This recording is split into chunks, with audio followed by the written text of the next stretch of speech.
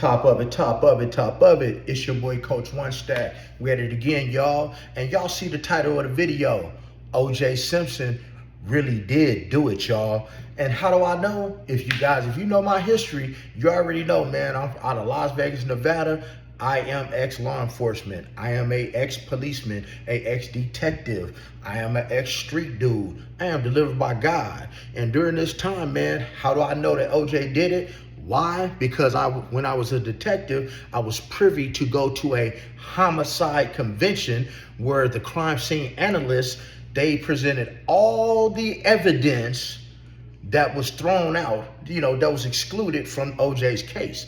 So for those of y'all, man, who can't keep up, I got to see all the evidence that wasn't presented in court that they found at the scene when OJ deleted Nicole and her boyfriend. Can you get what I'm saying? So, man, we're going to start at the top, man. We're going to start at the top of this video. I'm going to tell you exactly how he did it, and I'm going to tell you some of the things that got thrown out and why it got thrown out, including the glove. That all that if it did not fit, it must have quit. I'm going to tell you why. And for those of y'all baseball players, hey, man, stick around for this video. Matter of fact, pause the video, because don't nobody give y'all no real content. I'm tired of people, man, posting this artificial intelligence stuff, and they don't even know what they talking about, and you guys are believing it. So, man, here's the story right here. So I go to a conference when I'm a detective, a homicide convention, where the CSI analyst showed all the evidence that was thrown out. Because, guys, when you tamper with evidence, or the wrong people touch it, or the chain of custody is messed up, it gets thrown out. That means that the jury cannot even hear about it. They cannot see about it. Can you understand what I'm saying? I want you guys to follow me here, because just to wet your whistle just a little bit, y'all, to let you know that I know what I'm talking about. Guys, they found all three of their blood. They found Ron Goldman, Nicole Simpson, and OJ's blood all mixed together at the scene and mixed together in his Bronco. So if OJ was not there, if he wasn't there at the scene and he didn't do it, how did it get there? So now here's the story, guys. Here's what happened. Now this is just from the crime scene. See? Now, when you walked inside of Nicole's house, there were some steps. It was about 6 steps. 1, 2, 3, 4, 5, 6. It was some steps up there.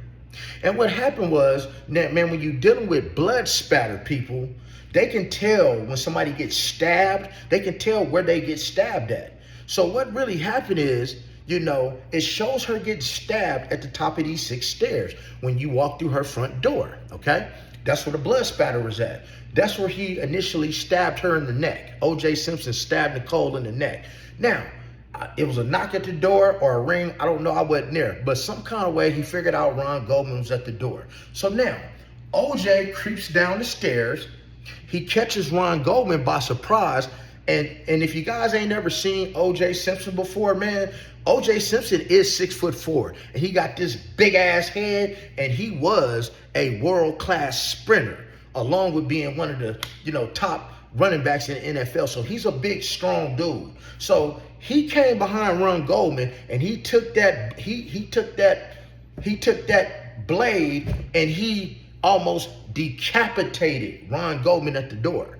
So now, simultaneously, while that's going on at the scene, because I saw these pictures, I saw the videos, I saw the evidence, you got Nicole was walking down the steps trying to come to the rescue. So it shows the blood spatter from Nicole, and it shows her walking down the steps trying to get to the front door, okay? Now, what you guys don't understand when you're dealing with blades, knives, and things of that nature, I don't know if I can say knives on here, we're gonna call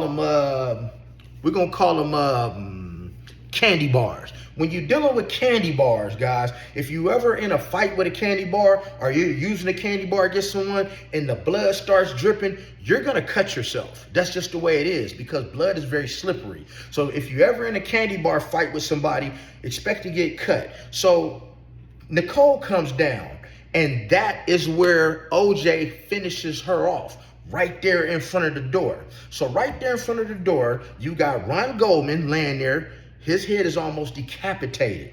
You got Nicole sitting there, she's gone because he hit her in the jugular. Guys, if you're not familiar with your jugular vein, with your jugular, hey man, you can bleed out in like 2 minutes. And OJ left blood at the scene. Now, let me press pause for a minute. So now just stick by. So we have that blood at the scene. Now, that blood, because of the racist detective, right? Because of the racist detective that was assigned to the case. See, somebody went and got a sample of OJ's blood from the hospital. They figured that it was him. They figured that he was the one who did it, and they figured they was going to get a heads up and try to get him to try to compare the blood at the scene. But being that someone brought a sample of his blood, of OJ Simpson's blood, to the scene of that crime, that means that it is now tainted, because the law is going to say, well, anybody could have took his blood and just sprinkled it out and mixed it in with Ron Goldman's and Nicole Brown Simpson. So that got thrown out. You didn't get to hear that or see that. Neither did the jury. So, ask yourself, people, you guys are smart people, how would OJ's blood be at the scene of the crime mixed in with Nicole Brown Simpson and Ron Goldman? How would it unless he was there? But remember, that got thrown out, so you didn't get a chance to hear that. Okay? So now we're gonna get to the Bronco. Now, OJ, man, a man that's innocent is not going to run. At this time, OJ Simpson is in the white Bronco. He got his friend Al Cowlins driving him around, and OJ is holding a candy bar to his neck, threatening to delete himself. So when it was all said and done, when they got inside of that Bronco, okay, there were mixtures of Ron Goldman's blood, Nicole Brown Simpson's blood, and OJ Simpson's blood all going through that Bronco.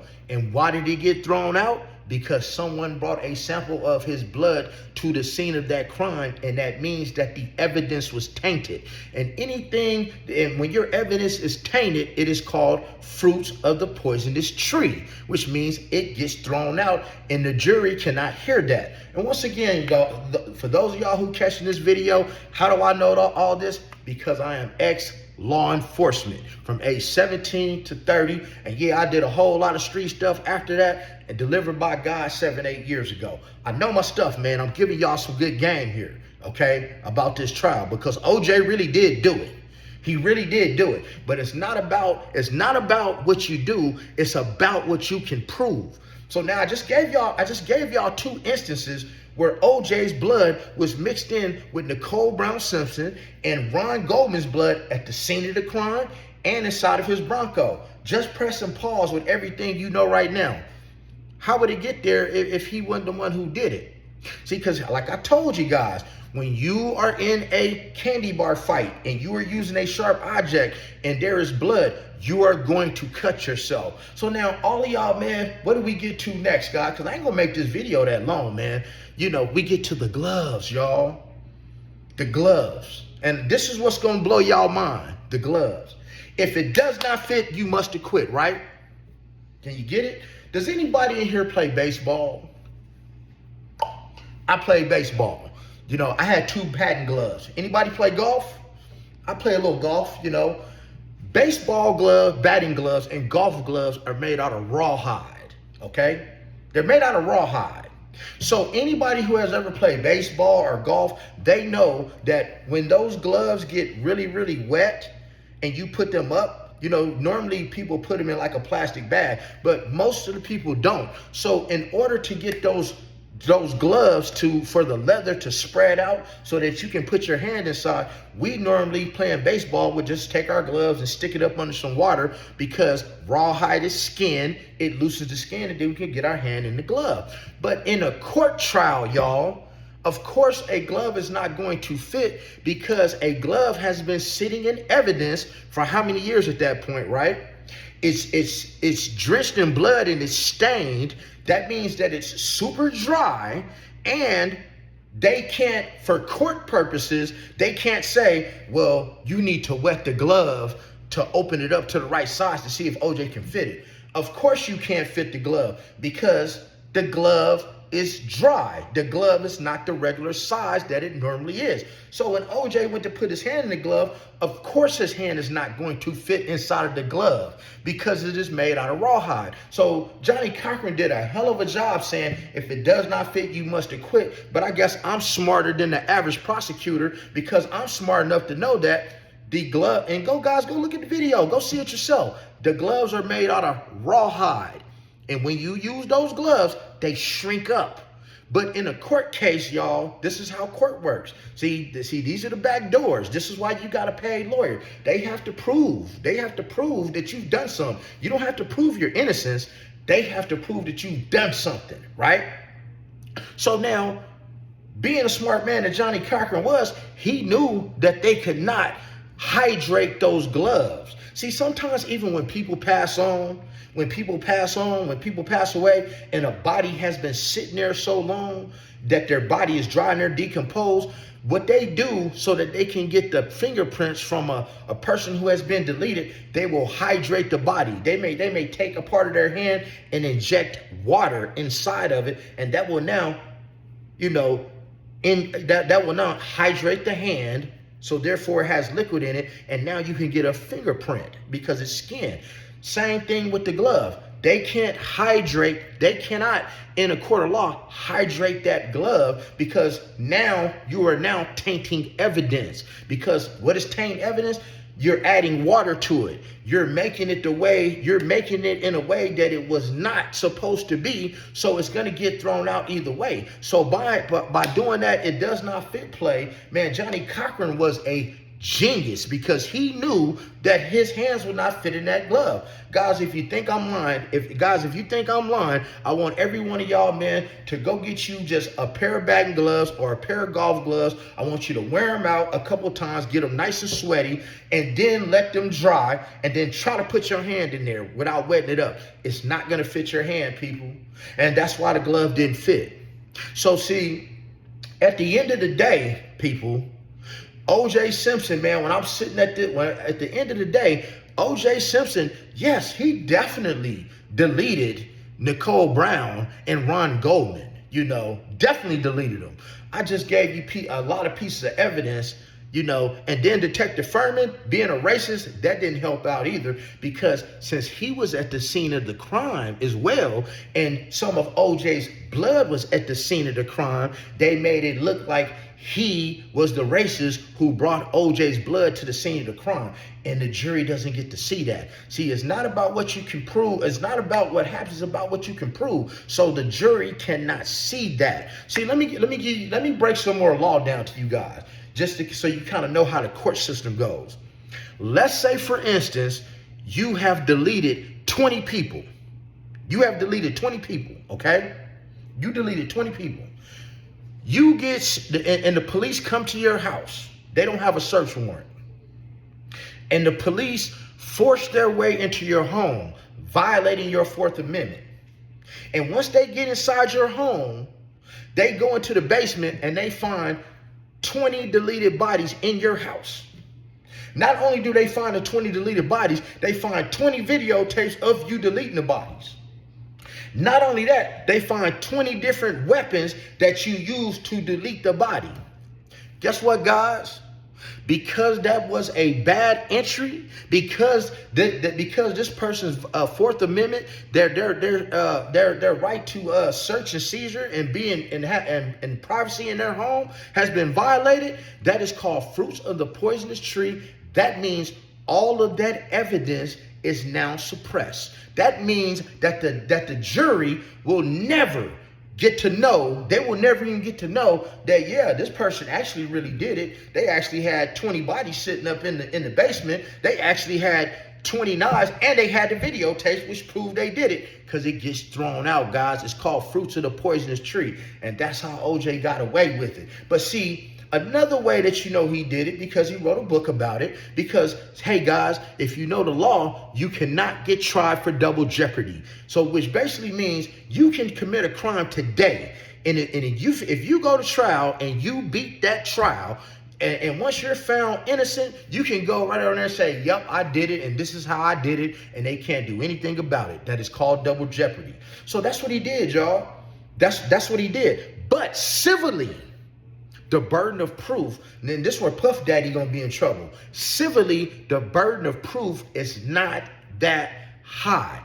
This is why OJ had to forfeit his Heisman Trophy. He had to forfeit a whole lot of awards. He had to forfeit a lot of monies to Ron Goldman's father because he lost civilly. So that means civilly, they said that OJ did it civilly.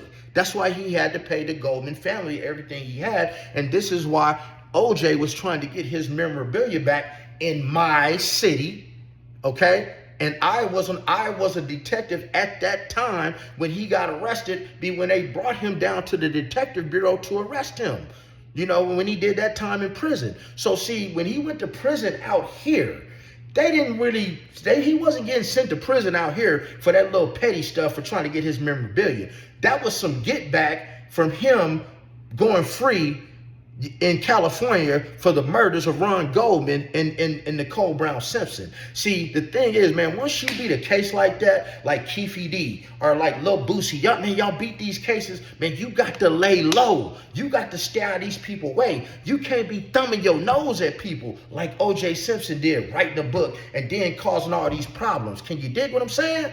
See, but this time when OJ Simpson got out of prison, you never heard from him again until he had cancer and he passed away. But hey, man, I just wanted to give y'all some stories, man, because I said I would. Hey, I know y'all tired of that artificial intelligence. I am. No, I don't have no fancy. I got an office and I got computers. I don't have no fancy intro. I don't have no fancy outro. I don't have no fancy thumbnails, but I do got some raw stories for y'all, man. Man, we on our way to 100,000 subscribers, y'all. Make sure you subscribe to the channel, share the video, share the love, because I ain't doing nothing but dropping game and names and true stories from my life. Have a blessed day, church.